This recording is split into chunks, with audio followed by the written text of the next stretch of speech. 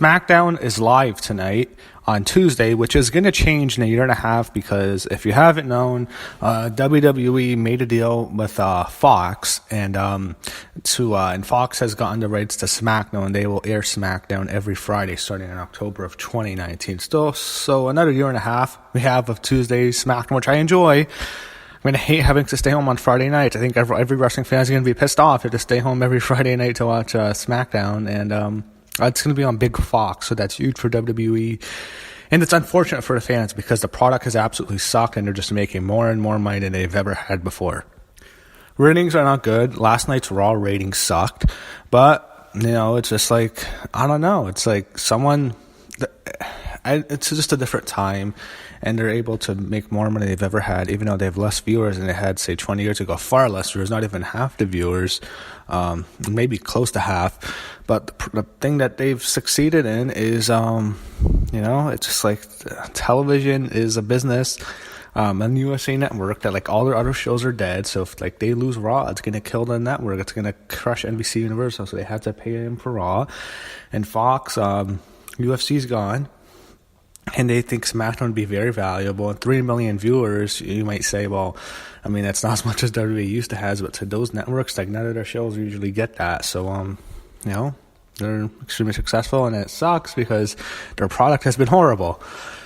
So, SmackDown's in Worcester, Massachusetts tonight. You have The Miz, and, it's in Worcester. So he's, bragging about the Cavaliers since the Cavs are playing the Celtics in the Eastern Conference Finals. It's the Warriors and the Rockets tonight, so I guess it's okay to mention basketball. But when you've been seeing the product, you may just want to switch to the basketball game since, it's better to watch that than this fucking shit.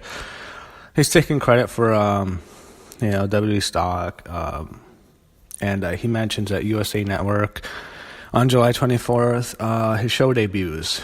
So then he introduces a New Day, and they're on Miss TV. And this was such a long time. It went on and on and on and on. And they just do this all the time. And they announced that since the New Day qualified for Money in the Bank, their representative is going to be none other than Big E Langston, or just Big E. That's big. He's one of my favorites to win. Miz could win. I think it'll come down to Miz and him who win the Money in the Bank. It could be one of those two. For what I want to see happen, I think Big E could win. I hope Miz wins. What I want to see happen is Daniel Bryan. Let's say he keeps challenging for the WWE title, and he wins the title finally from AJ Styles or Samoa Joe or Nakamura or someone, and then right away Miz cashes in and screws him, and then this creates a huge rivalry. And Daniel Bryan, he keeps getting screwed out of the title. Miz, keeps somehow keeping the belt, and then finally Daniel Bryan wins the Royal Rumble, him and Miz for the title, and he defeats The Miz at WrestleMania. That's what I'd like to see. So I want Miz to win, but Big E, he might win. It wouldn't shock me. I'd also see Big E win. I think he was one of the favorites. So they announce, so then Paige comes out. And if you don't know, poor Paige, more than leaks. This poor girl. It is what it is. Okay.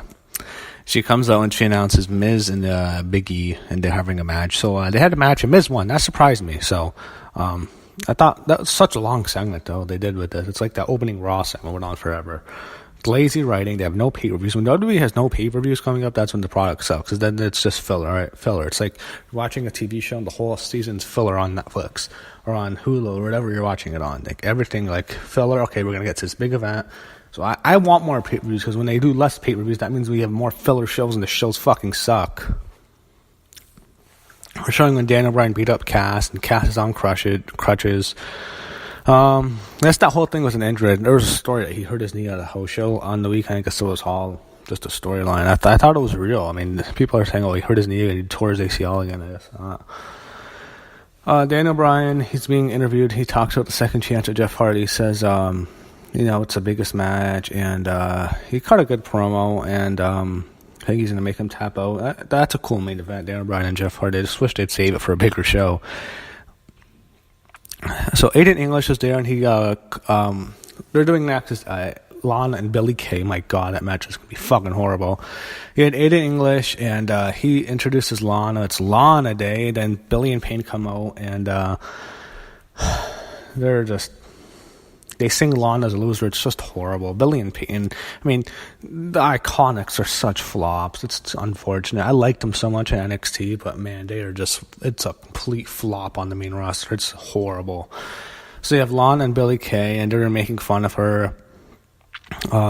They slap Aiden English, and then Lana slaps Billie Kay, and she just crushes or slaps Peyton Royce. So Peyton Royce is down, and then Lana squashes Billie Kay. So just completely squashes Billie Kay. So I guess the Iconics are pretty much done. I mean, they're probably going to win the tag titles when they introduce them, but that was quick. I mean, I thought Lana would probably win because I don't think they have much for Billie Kay. I think Peyton Royce, they'll push her heavily, but not Billie Kay. And Peyton Royce has much more potential. I don't think they would have squashed her like that, but that tells you what they think of Billie Kay. So she better hope they don't split them up, or else she'll be on a chopping block. So Zelina Vega. So when I went to see Zelina Vega, it's great. I mean, she had her own leaks this past weekend. Unfortunate. I like Zelina Vega a lot. She's great. I think she looks even better as a brunette. I think she looks great with the dark hair. And she is. Almas is going to get a big push, but I think Vega is just.